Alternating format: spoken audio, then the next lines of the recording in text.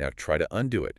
Try to, put the water back into the glass, fuse all those microscopic fractures, and lift it perfectly back onto the table. Which is obviously impossible. Exactly. You Yeah. can't. Because in the physical universe, you cannot press Control-Z. Time has an arrow. Cause has to precede effect. The universe, through just the relentless laws of thermodynamics, it enforces a strict, permanent record of what just happened. It forces you to live with it. Welcome to the Deep Dive. I'm Satosha. And I'm Satoshi.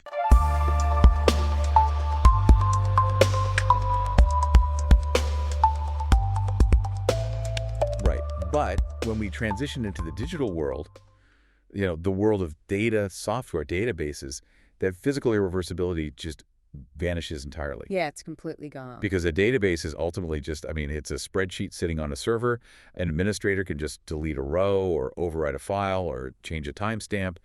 And the system absorbs that change seamlessly, as if the past never even happened. Right, which is terrifying if you think about it. It is. So this raises a massive question for you as you listen to this, one that sits at the very foundation of modern technology and finance. Yeah. What exactly is immutability? Yeah, it's a word that gets thrown around so casually today, Oh, all the time. We hear it in blockchain marketing, we hear it in cryptography. We tend to treat immutability as if it's just like a locked door or a read-only hard drive.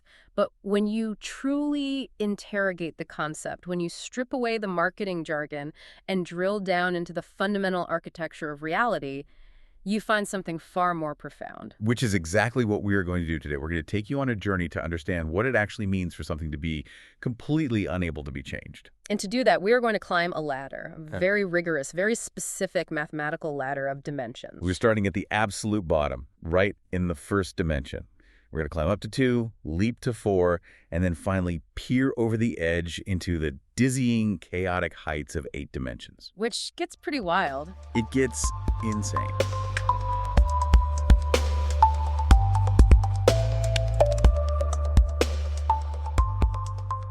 And along the way, we are going to uncover a hidden underlying mechanics to the universe. We're going to show you how mathematics acts as a shield, violently protecting information by basically demanding sacrifices. Right. Math willingly trades away its own freedoms, its own symmetries to purchase historical permanence. But before we take that first step onto the ladder, we need to establish the core mission of this deep dive, the baseline. Yes. There is a central thesis here, a key insight that we will return to recursively as we climb. Okay, lay it out. If you want true immutability, you must satisfy 2 absolute, non-negotiable conditions. First, you need an unalterable sequence of events. Right. A rigid chronology where A happens and then B happens, and that order cannot be flipped. Cause and effect. Exactly. And second, you need a memory. The system must be able to retain all of those events. Okay. Now, as we will discover, you might be able to chunk reality into separate blocks where the internal order within a single isolated block doesn't strictly matter. Wait, so I can mess with the order locally? Yes, locally. But the overarching grand sequence of history, the macro timeline, that cannot be violated. And what makes it so fascinating is that we aren't just going to sit here and talk about abstract algebra all day.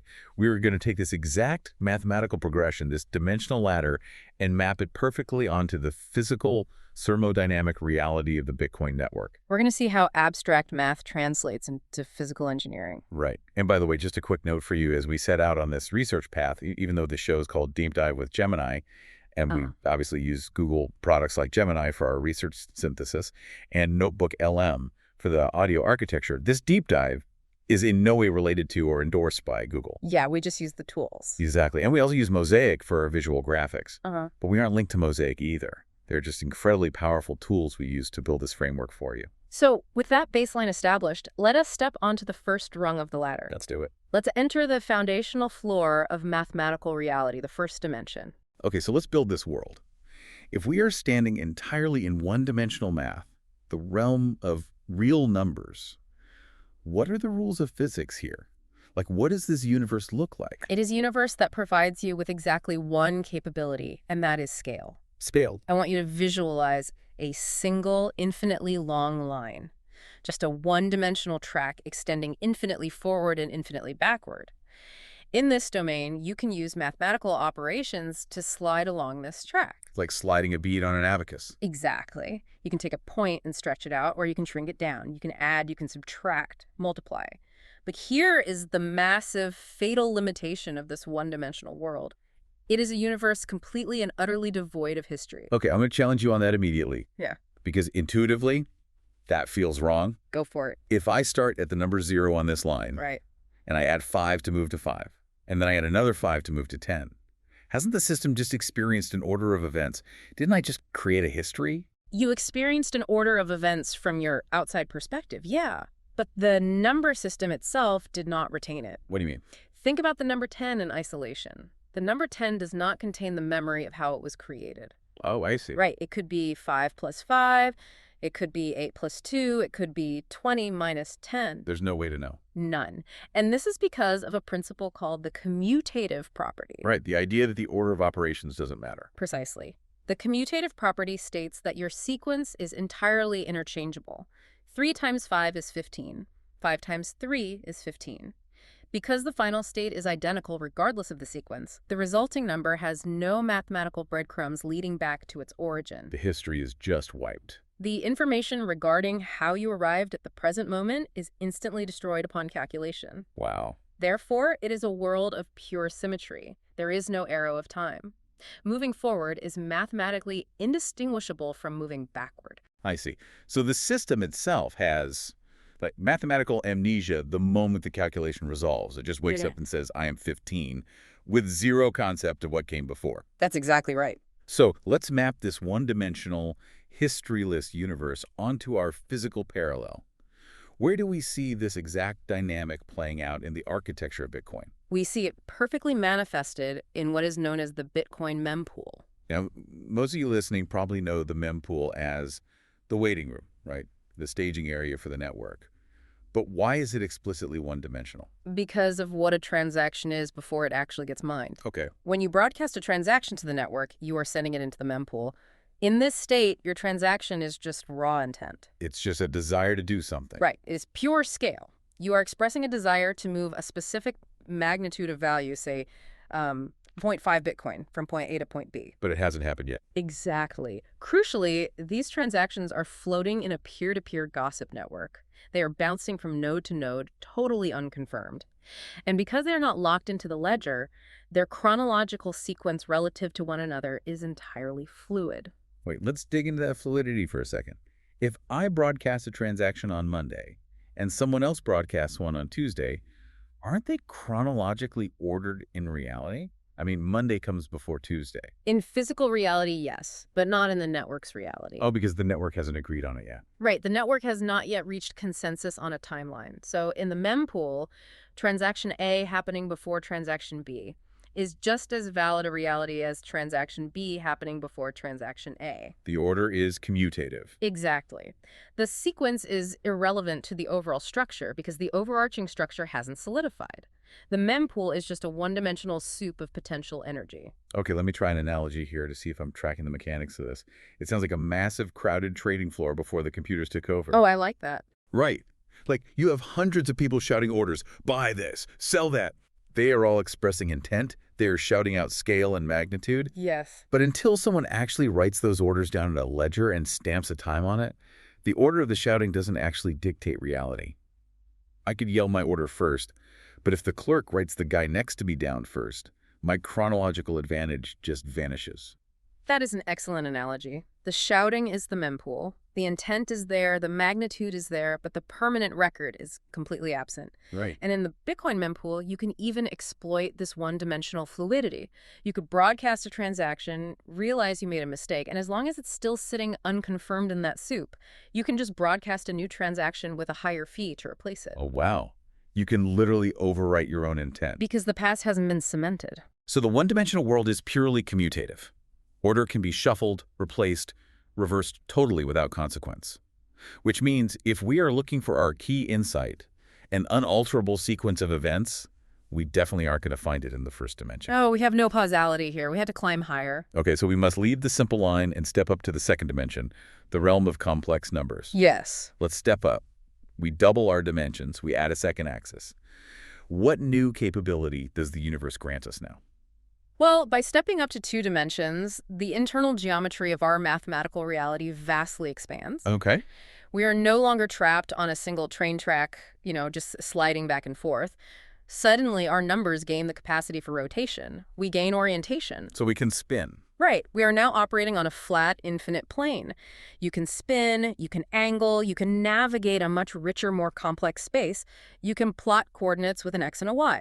But I'm trying to see how this solves our time problem. I get that a plane is bigger than a line. I get that I can draw a circle instead of just a line segment. But a circle doesn't inherently have an arrow of time either.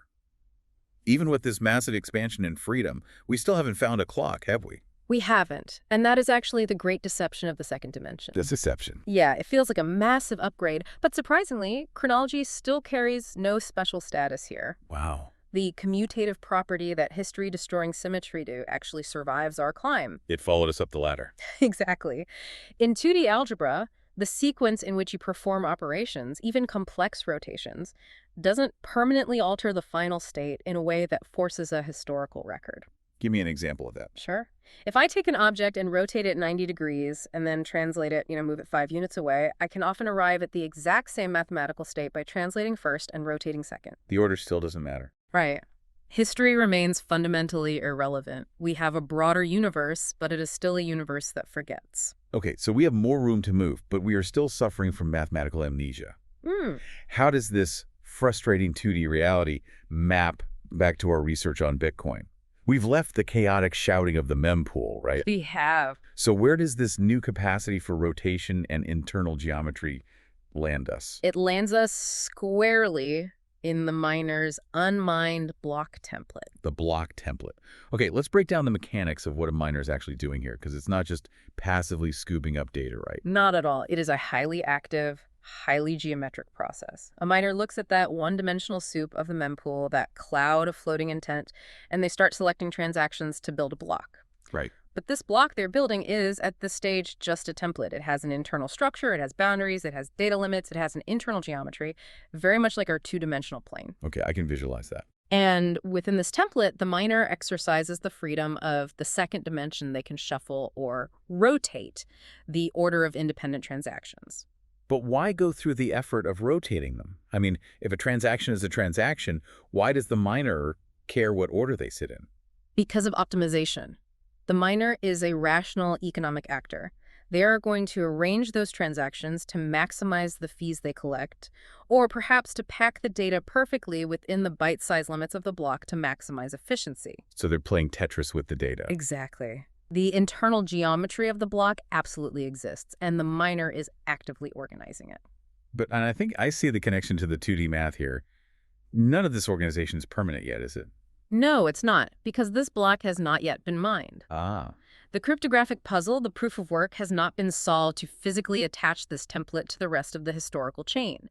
And because it is unattached, the internal order the miner chooses doesn't permanently matter to the rest of the network. It's just an isolated pocket of organization. It's like someone organizing their own personal desk. Right. You can put your pens on the left and your notebook on the right, but it doesn't change the layout of the entire office building. That is precisely it. The order is established locally within the template, but the miner could tear that template up, throw it out, and reorganize a completely different set of transactions 1,000 times a minute, and the rest of the global network wouldn't even know, let alone care. Wow. The chronological sequence is still fundamentally interchangeable. The block template is a 2-dimensional plane of organized intent, but it is entirely detached from the arrow of time. Which means we are stuck. Yes. We have climbed 2 rungs of our ladder. We started with scale. We gained rotation. We have raw intent in the mempool, and we have local optimization in the block template. But we are trapped in a timeless void. We still have no mathematical way to say definitively event A happened and therefore event B happened. Right. We have no causality. We desperately need a mechanism to lock events into place and build a permanent memory. And finding that mechanism is going to require a monumental leap, a conceptual breakthrough that literally took mathematicians years to figure out, and it's going to demand that we sacrifice the very symmetries that make the first 2 dimensions so clean and comfortable. Before we make that leap, though, I think it's crucial we pause and reflect on why this unbroken sequence, this rigid memory we are searching for, is so incredibly vital. Absolutely. Because when you contrast the absolute rigor that mathematics demands to protect memory with how casually we treat our own cognitive memory today, it's actually quite alarming. Oh, it is a stark contrast. We are exploring how an entire mathematical universe has to bend and warp just to flawlessly protect the sequence of history from being scrambled. Right. Meanwhile, our daily modern cognitive environment is explicitly engineered to do the exact opposite to our own minds. It's totally hostile. The modern internet feels increasingly, almost aggressively engineered to fragment your attention and scramble your internal sequence of thought. It's a high entropy environment. Completely. Yeah. Think about it. You sit down to read a complex piece of research. You are trying to hold a thread of logic in your head. You're trying to build an associative chain from premise to conclusion. And instantly, you face a barrage. Yeah, an autoplay video starts blaring in the bottom right corner. Right. Push notifications slide down from the top of your screen, demanding you look at a message. Invisible trackers load in the background, slowing down the page. A massive pop-up blocks the text, demanding your email address. It's algorithmic distraction. And the irony is, humanity possesses unprecedented access to knowledge. Magical access, really. Yet, deep, associative, uninterrupted thinking is constantly under assault by this pervasive noise. We are basically swimming in a cognitive fempool. Holding on to a coherent, unreorderable sequence of thought is incredibly difficult. Which is exactly why the deep dive research platform we used to build this show was designed from the ground up to be the structural opposite of that chaos. The core philosophy was to remove the entropy. There are no ads on the platform. None. There are no trackers silently logging your clicks. There are no cookies following you around the web. There are no login walls suddenly blocking your path when you are halfway through an article. It acts as a structural defense for your attention. It just protects the sequence. And practically, it's built using progressive web app technology. What that means for you, the listener, is that you can install it directly from your browser to your device. Which is huge for offline research. Exactly. The articles, the complex visual maps, the audio from these deep dives, it can all be cached locally. You can access it fully offline.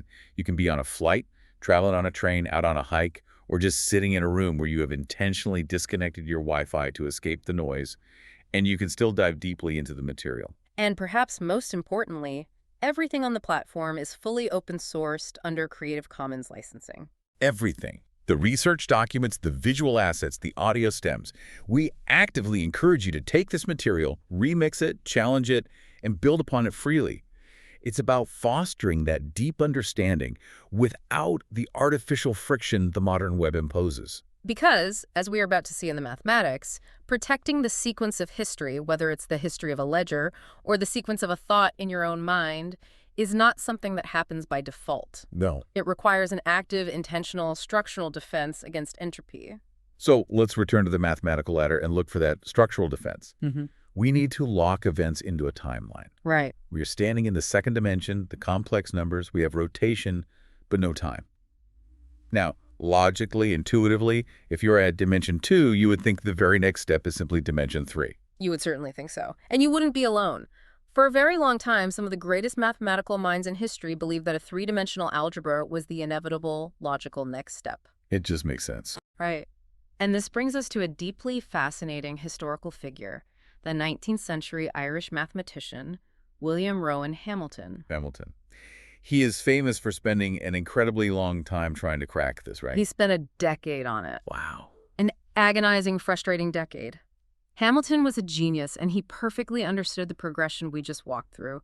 He saw that the first dimension gave us scale on a line. He saw that the second dimension gave us rotation on a plane. He reasoned, quite logically, that adding a third dimension would finally unlock full three-dimensional spatial reasoning. To match the physical world we live in. Exactly. He wanted to build a number system with one real axis and two imaginary axes. He tried obsessively to construct a 3D algebra that would allow him to multiply and divide points in 3D space. I read he would literally walk the streets of Dublin every day, turning this over and over in his head. Yes. But it didn't work. It completely broke down. Every single time he tried to build the mathematical machinery to multiply and, crucially, to divide these three-dimensional numbers, the gears jammed. It just wouldn't compute into a consistent system. Okay, I want to stop here and really unpack this, because saying the math jammed is a bit abstract. Sure. Assume I barely passed high school algebra. what actually jammed. Why does 3D space, which we literally live in physically, fail mathematically when you try to turn it into an algebra? It's a great question. In our research, we found a very intuitive way to understand this failure. In 3 dimensions, you do get spatial order. You can arrange objects in a 3D room. But the algebra loses something vital. It loses the memory of the operation. That is the exact phrase. It loses the memory. And the mechanics of how it loses that memory are fascinating. Let me see if I can explain this simply. Go for it. In math, if you multiply 2 things together to get a result, say 3 times 4 is 12, Yeah. you have to be able to divide that result by one of the original factors to get back to where you started. Right. 12 divided by 4 gets you back to 3. Exactly. You have to be able to reverse the process. Yeah. That reversibility is how a mathematical system remembers its origins. It's called invertibility. Yes. But in 3D, if you multiply 2 vectors, you can't divide to get back. The breadcrumbs just vanish. That is precisely correct. The technical reason behind this vanishing act is that a 3D multiplication system, like the vector cross product you might vaguely remember from physics class, lacks something called an identity element. Hold on. Identity element. What exactly is that, and why does losing it cause the math to break? Think of an identity element as basically the mathematical anchor of nothing changes. In normal multiplication, the identity element is the number 1. Any number multiplied by 1 remains itself. 5 times 1 is 5. Right. Without the number 1, division becomes mathematically impossible to define consistently. And because 3D vector multiplication lacks an equivalent to the number 1, you cannot reliably divide. What? And because you cannot divide, the system cannot invert itself. It cannot trace its own steps backward from the result to the cause. So the equation fires forward, but the bridge collapses behind it. It forgets its own past. It suffers from terminal mathematical amnesia. And because a 3D algebra cannot remember its own past, it cannot form a complete, independent, self-sustaining mathematical reality. It's just broken. It is a phantom. It is a ghost. You can use 3D vectors as tools to point at things in space, sure, but they do not form a closed algebraic universe. They cannot exist on their own. So Hamilton is stuck for 10 years. He is walking the streets, trying to force this 3D ghost to materialize into a solid algebra. It's making him miserable. How does he finally solve it? What is the breakthrough? The breakthrough comes on October 16th, 1843, Right. while he is walking along the Royal Canal in Dublin. Okay. He realizes, in a flash of insight, that he has to make a massive conceptual leap. He realizes that to save the math, to give it memory, he cannot stop at 3 dimensions. He has to leap directly from 2 dimensions all the way to 4 dimensions. Wait, he just skips 3 entirely. He has to add a mathematical anchor. Exactly. He needed the 3 dimensions to provide the spatial order, the x, y, and z axis to arrange the sequence of events. But he needed a 4th dimension to sit outside that special arrangement. He needed a scalar value. Now, what is a scalar doing in this context that a 3rd spatial dimension couldn't do? Think of a scalar as a pure magnitude without a direction. Temperature is a scalar. Volume is a scalar. Okay, so it just is. Right. In Hamilton's new 4D system, this scalar acts as the anchor. It acts as the internal clock, the memory that binds the spatial dimensions together. By adding this 4th dimension, the system suddenly regains its identity element. It regains its ability to divide. It regains its memory. The bridge is rebuilt. Yes. In a stroke of genius, he literally carved the fundamental equations for this new 4D system into the stone of Brougham Bridge as he walked past. That's amazing. This leap created what we call the quaternions. In the world of quaternions, a number is no longer just a point on a line or a dot on a flat plane. It is a miniature universe requiring 4 distinct interacting coordinates just to exist. But there is a massive catch here, isn't there? We said earlier that the universe doesn't give you historical permanence for free. Mathematics demands sacrifices. What do we have to give up to gain this powerful 4D memory? We have to sacrifice the most comforting, ubiquitous symmetry of all.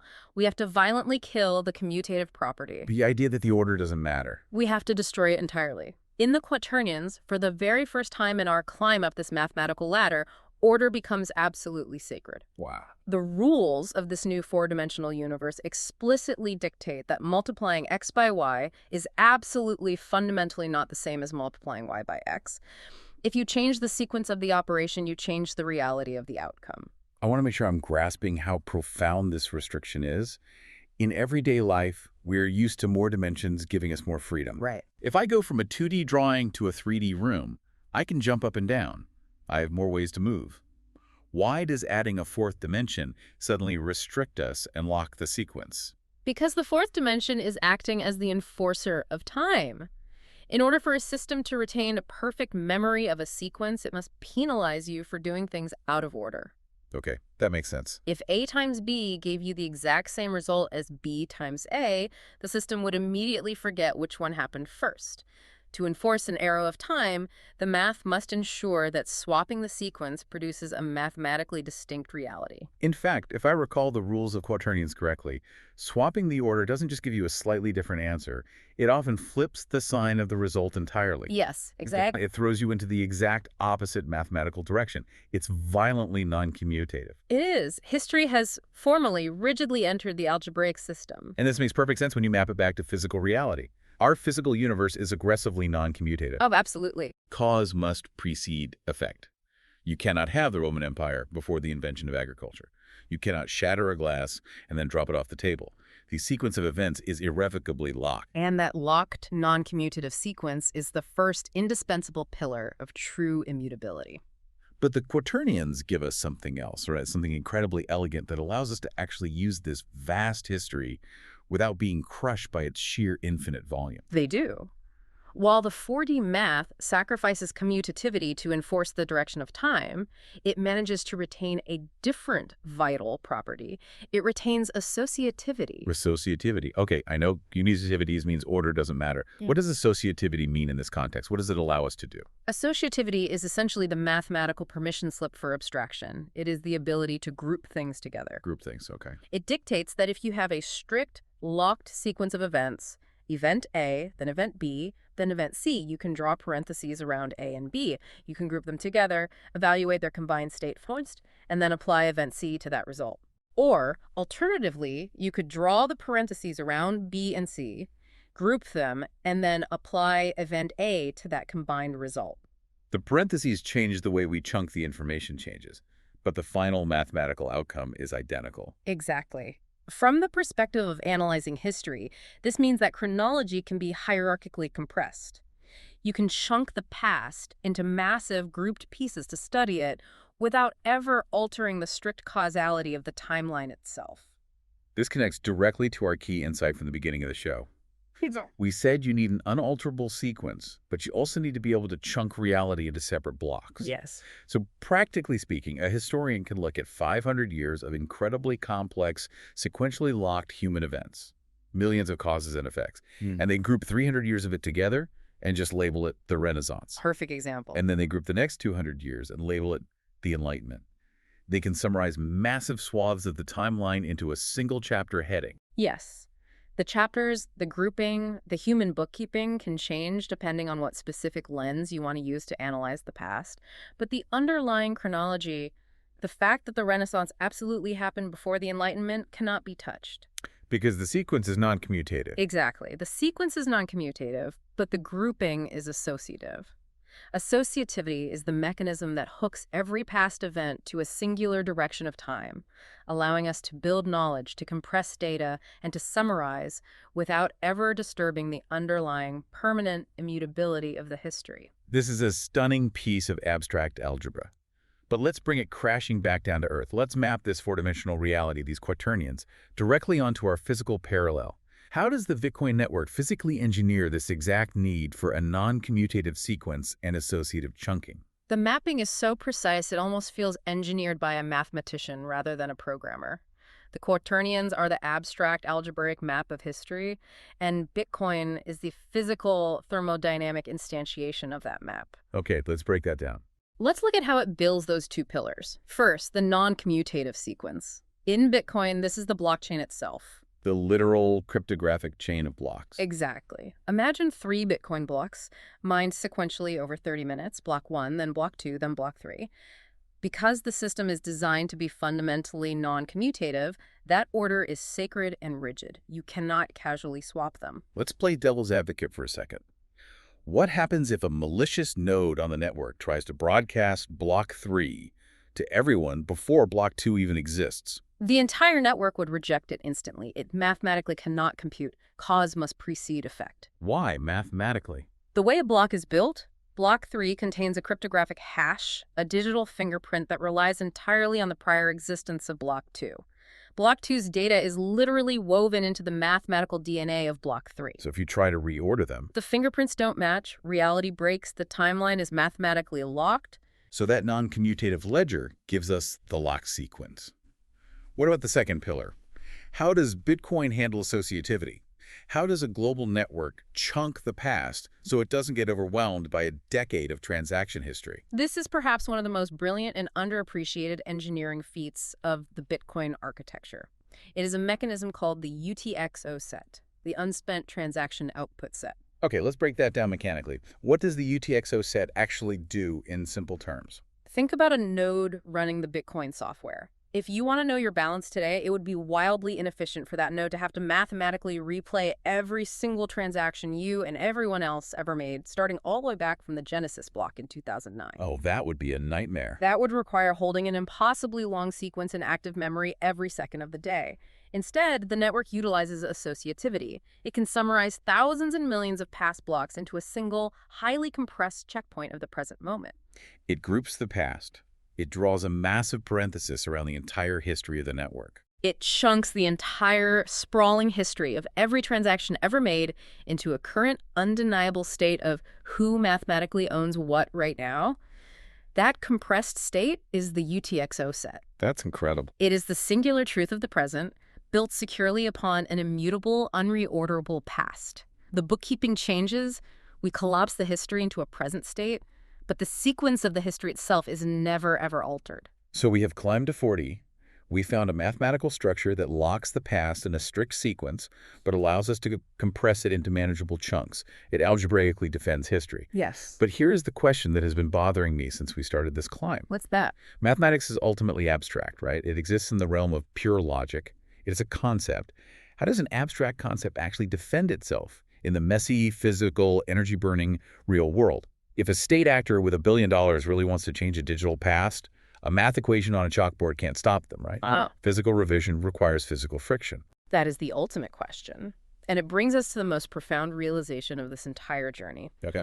To understand how abstract math becomes an impenetrable physical shield, we have to look at the actual cost of time travel. We have to look at thermodynamics. Let's go there. Because the concept that digital information and physical value are deeply tied to the laws of physics is just mind-blowing to me.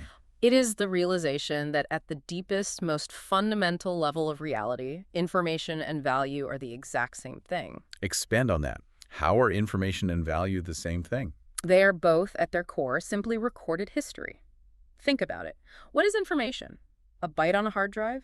It is a record of a state change that happened in the past. Someone pressed a key and a 0 became a 1. Right. What is a dollar sitting in your bank account? It is a historical record that you performed some labor or exchanged some good in the past and society owes you a debt. They are both just claims on history. Exactly. And both abstract mathematics and physical networks like Bitcoin protect this history through the exact same mechanism. They impose a cost. They impose an inescapable, catastrophic cost on anyone who tries to run the clock backward.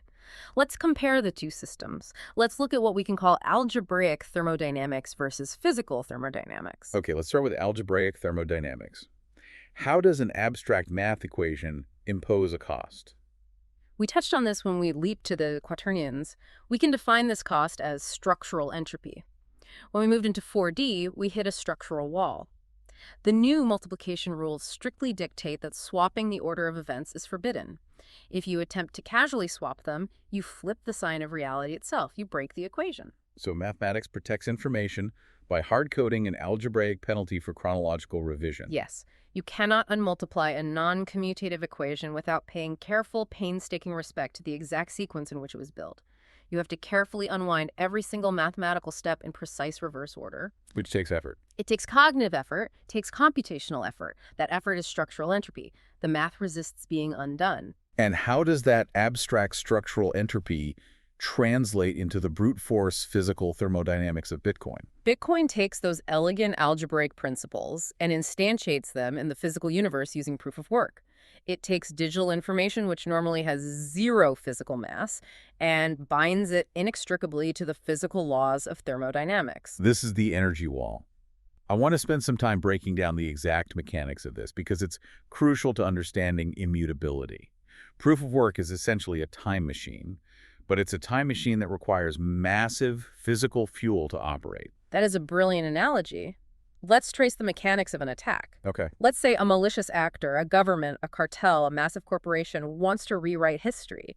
They want to go back and erase a transaction they made in block 100, and the network is currently at block 200. Okay, they want to undo 100 blocks. In a traditional system, like a central bank server, an administrator can just log in and edit a cell in a SQL database. It takes a few keystrokes. It costs virtually zero physical energy. Because a traditional database is commutative. The order can be shuffled by whoever has the password. Exactly. But in Bitcoin, the blockchain is strictly non-commutative. Changing block 100 requires recomputing the cryptographic puzzle for block 100. You have to refine the hash. And because cause must precede effect. Changing block 100 completely changes the mathematical foundation for block 101.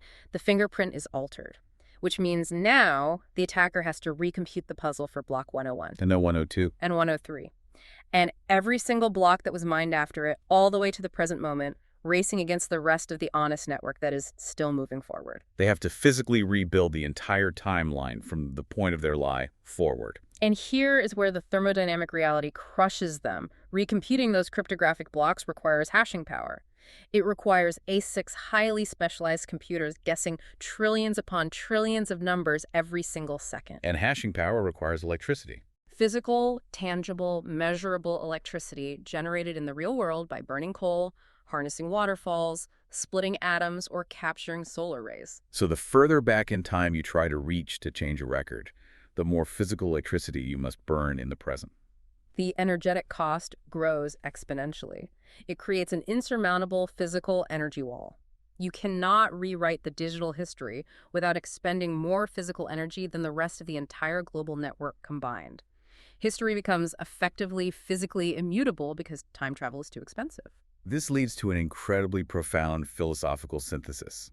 It perfectly connects physics, mathematics, and economics into one elegant concept of reality. It really does. It all boils down to irreversibility. The physical universe behaves in this exact same way. If you want to change a physical decision made yesterday, you have to reconstruct every physical consequence that flowed from it. You cannot unstir the cream from your coffee. You cannot unburn a log of wood. To take the smoke in the air and the ash in the grate and physically force them back together into a solid oak log, you would have to reverse the entropy of the entire surrounding environment. It would require an unfathomable amount of energy. It is practically impossible. Just as you cannot unmine a Bitcoin block from 3 years ago without overpowering the energy of the entire global network. So the grand synthesis is this. The physical universe is a ledger of events, and the security budget that protects the universe's ledger from being reversed is entropy. Yes. And Bitcoin is a digital ledger of events, and its security budget is physical energy. Exactly. Both systems, the physical universe and the digital network, do the exact same thing to protect truth. They strip away operational freedoms, they remove the ability to easily move backward and forward, they make historical revision prohibitively, impossibly expensive in physical terms. Whether it is the strict, unforgiving rules of abstract algebra or the massive burning of electricity in a server farm, value and information are protected by the undeniable heavy friction of time. It's a very heavy thought. The idea that immutability isn't just a software rule or a policy decision. True immutability is a thermodynamic state. It requires raw, continuous physical power to maintain. It does. Which, interestingly enough, connects deeply to how human beings actually build understanding and generate intelligence. Expending energy to force chaotic fragments into an ordered sequence is the literal definition of learning. It is a profoundly similar dynamic. You are taking high-entropy, chaotic signals, expending cognitive energy, and locking them into an immutable structured sequence that makes sense. It is exactly how these deep dives are created. It requires a tremendous amount of energy to synthesize information and lower the entropy of a topic. I think it's worth pulling back the curtain for a second on how this actually works. We should, because every single one of these deep dives begins in a state that looks very much like that chaotic one-dimensional mempool we discussed earlier. It begins as a high-dimensional field of noise. It's just raw data. When we start a topic, my desk is metaphorically covered in academic papers, philosophical treatises, technical documentation, historical references, wild speculation, and competing models. Yeah. They all exist simultaneously, shouting at once, without any inherent structure or hierarchy. Right, it is just a massive pile of unorganized potential. The actual grueling process of research is the process of discovering the hidden associative threads between those disparate signals. Mhm. Now, modern AI systems are incredible tools for this initial exploration phase. They act as accelerators. They can rapidly map out massive conceptual spaces. They can surface a hidden connection between 19th century quaternion algebra and 21st century cryptographic networks that a human researcher might miss. They generate alternative framings and vast perspectives. But, and this is a crucial point, that raw generation is still incredibly noisy. It is commutative. It's just a lot of stuff that can be rearranged without meaning. The real challenge, the part that requires the thermodynamic expenditure of human cognitive energy, is the recursive refinement. It's the process of deliberately constraining those ideas, forcing them into a strict sequence. We spend hours rewriting, compressing, debating the nuances, verifying the technical claims, and obsessively iterating. It is a literal expenditure of energy to lower the entropy of the information. Sometimes a single metaphor like Hamilton's 3D ghost or the shattered glass is refined repeatedly, turned over and over in debate until the structure finally clicks into absolute undeniable clarity. And only then do we bring in visual storytelling tools like Mosaic. And the goal there isn't to add more noise or flashy distractions, but to create minimalist motion graphics and use restrained typography that respects silence and pacing. It's about preserving cognitive clarity. The entire workflow is fundamentally about transforming informational chaos into a precise, unreorderable line of insight. Which brings us right back to our key insight for the episode. Immutability, whether you were looking at mathematics, a blockchain, or a perfectly clear narrative, is about organizing chaos into a sequence that cannot be altered. It is about perfectly, rigorously preserving the memory of the system. And that preservation of memory works beautifully in 4 dimensions. The quaternions gave us the locked chronological sequence, and they gave us the associativity to safely chunk the past. But our mathematical ladder does not end at 4. This is the question that I have been waiting to ask since we started climbing. I know you have. We found our perfect historical record in 4D.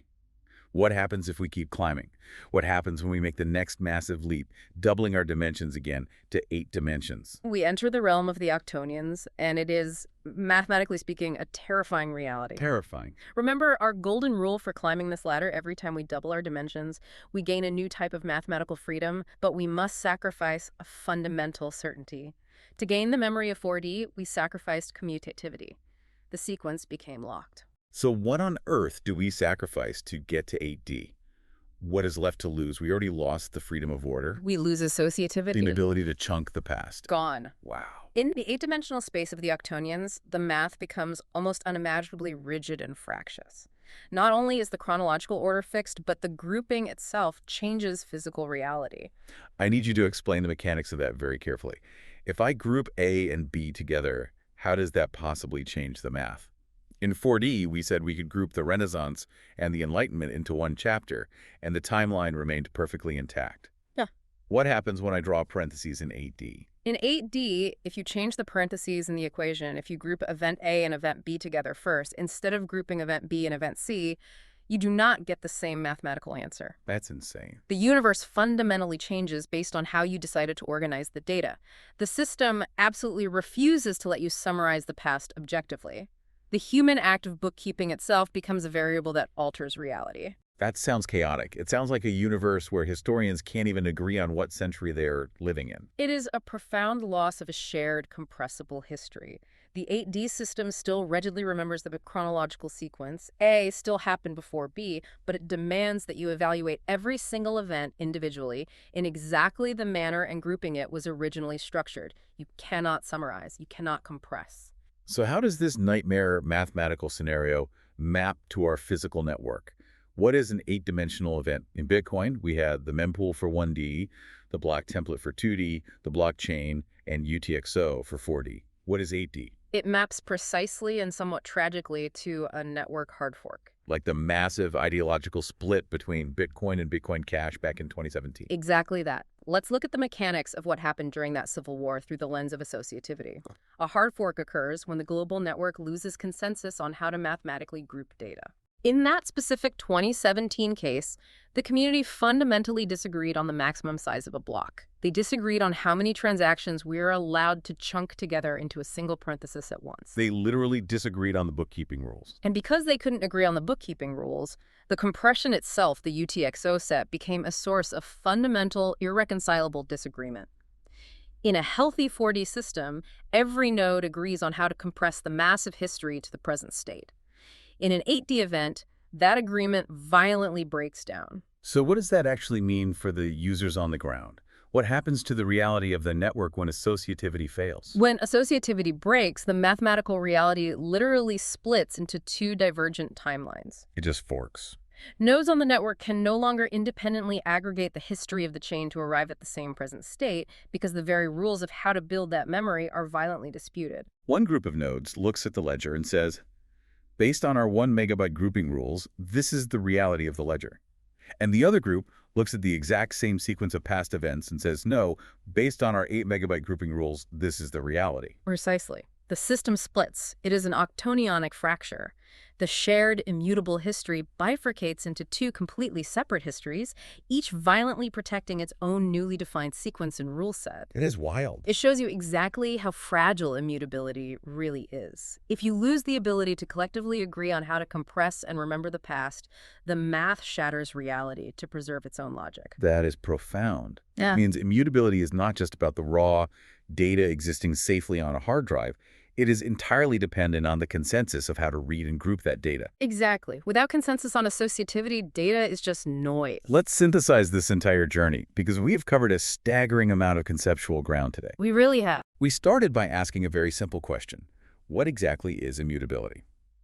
And we have climbed from the historyless, floating void of the 1D mempool through the spinning, localized potential of the 2D block template into the rigorously locked sequences and elegantly chunked memories of the 4D blockchain. And finally, we peeked over the edge at the terrifying, reality-splitting fractures of the 8-dimensional hard fork. And what we have discovered through this ascent is that true immutability isn't just a static property. It isn't just a lock on a door. Immutability is a hierarchy of worlds. It is strictly defined by what specific aspects of history a system mathematically chooses to remember and what it chooses to forget. And to protect that memory, to ensure that the glass remains shattered and the past remains the past, the system must hard-code algebraic laws into physical thermodynamics. It forces anyone who wants to play God and change the past to fight against the unforgiving rules of math and to fight against the physical energy limits of the universe itself. It is the ultimate thermodynamic defense mechanism for truth. It is. But as we look forward, as we step away from the math and look at the trajectory of our modern world, this journey raises an incredibly provocative thought. A thought I want to leave you with, to mull over on your own as you navigate the digital landscape. Yeah, this is important. We have spent this entire deep dive seeing how mathematics violently protects human history by stripping away operational freedoms. We've seen how physical networks like Bitcoin use massive raw amounts of energy to enforce that math and protect the truth. It demands an immense sacrifice of physical energy in exchange for the absolute guarantee of memory. Exactly. So consider this context. We are currently rushing headlong at breakneck speed into an era where we are building increasingly advanced synthetic memories. We are building massive artificial intelligence models that ingest the entire recorded history of human data, and they output new realities, new images, new narratives at zero marginal cost. Right. As these synthetic systems become the primary arbiters of our collective knowledge and our historical record, we have to ask a very difficult, very urgent question. What energetic sacrifices will be required to guarantee the immutability of the histories they write for us? Exactly. If it takes the energy consumption of a small nation just to protect a relatively simple ledger of financial transactions, what thermodynamic cost will it take to permanently protect the nuanced truth of human history in an age of infinite synthetic generation? How will we hard-code the thermodynamics of truth into the frictionless algorithms of the future? That is the question we will all have to answer, and the stakes could not be higher. Thank you for joining us on this deep dive. We have traversed abstract dimensional algebra, thermodynamic physical ledgers, and the fragility of memory itself. Hopefully, you are walking away with a fundamentally new structural understanding of what it actually means for something to be permanent. It is always a privilege to unpack these complex architectures and find the hidden connections. If you found value in this deep dive, please subscribe.